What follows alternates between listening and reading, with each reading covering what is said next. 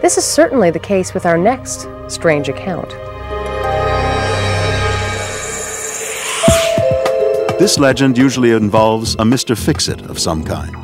Today he's got a finicky lawnmower to work on, and he's been trying all day to get it running.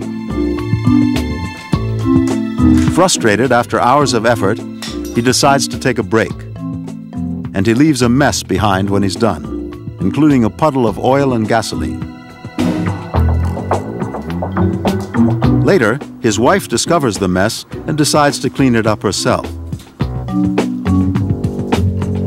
Mopping up the spill, she's not exactly happy with her tinkering husband. She wrings out the soaked rags in the toilet, then returns to the garage to sweep up. Meanwhile, her husband, still annoyed that he can't get his mower working, retreats to the bathroom for a rest stop, a cigarette, and a moment to think. But he can't help dwelling on his stubborn lawnmower. Determined not to let it get the best of him, he decides to give it one last try. But when he drops his cigarette into the commode, it explodes. Racing to her husband's side, the wife finds he's still alive, but with some serious burns where the sun don't shine. She rushes off to call an ambulance. Minutes later, the paramedics arrive, and they're amused as the wife explains to them how her husband toasted his buns. In fact, they laugh so hard at the story, they drop the husband and break his arm. A comedy of errors. But is it true or just moonshine? It does play on the idea that we live in a world of chemicals about which we know very little. Here it's dealt with, interestingly enough, not in a tragic mode, but in a comic mode, sort of discounting the danger in some respect because it is humorous. Perhaps the oldest reference to the legend is a 1949 Robert Service poem in which a woman blows up her grandpa after dumping benzene into his outhouse. The poem leaves Grandpa wondering what it was he ate. Some versions credit the explosion to the wife disposing of a cockroach and then using too much bug spray to ensure it's dead. Other variations feature the excessive use of hairspray or just dumping paint thinner down the drain. Interestingly, it's always a woman who makes the tragic error, and it's always a man who gets deposed from the throne. It's a remnant of the era in which the legend took root, the 1950s, when a man's home was his castle and women were seen as naive about things like combustible chemicals. But versions of the story involving household chemicals are easily tested. In the fires that I investigate, most of the times it's a surprise to the consumer that the product they were using resulted in a fire.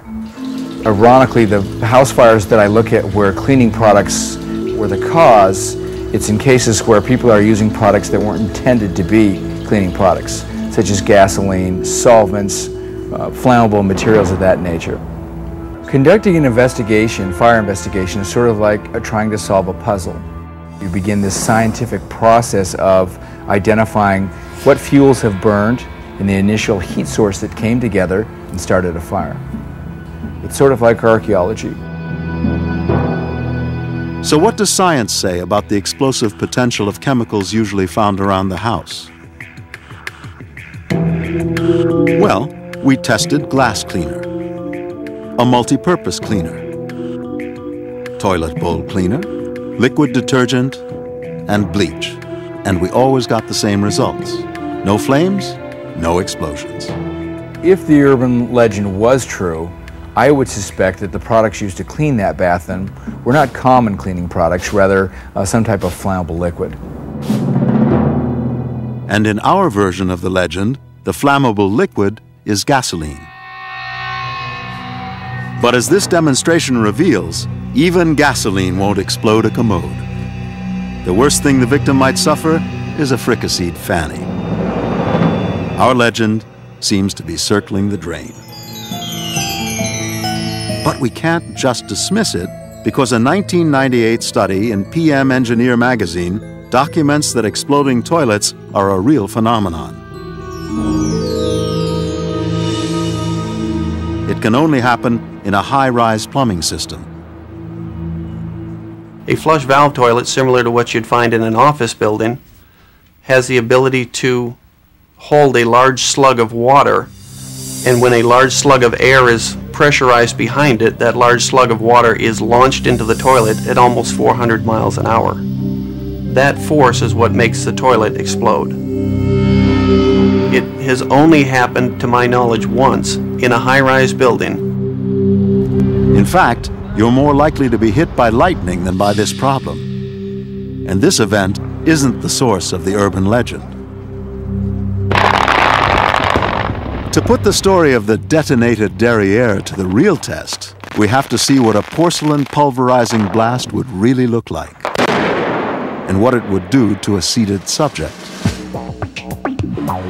C.W. Poss is a company that specializes in the use of high explosives for earth-moving, mining, and landscaping. I could say that blasting is a science and an art, and you have to be able to balance the two.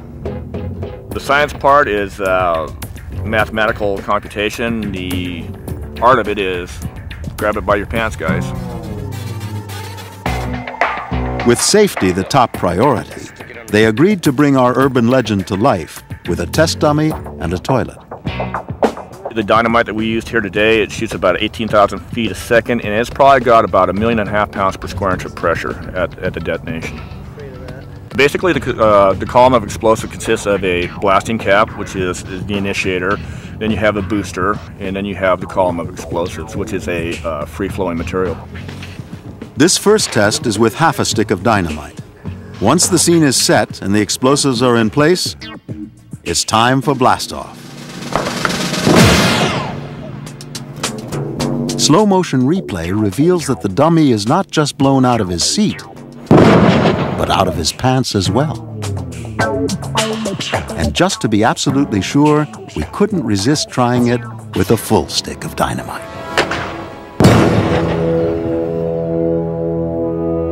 Looking at the results, if you can find them, it's clear that the impact of such an explosion would be more than a comically crisp behind. There'd be little left of our Mr. Fix-It if there were any truth in the legend. So, the bottom line on the tail of the tenderized tush? The evidence seems to nip this legend in the butt. Explosions in the bathroom are clearly the stuff of legend. But what about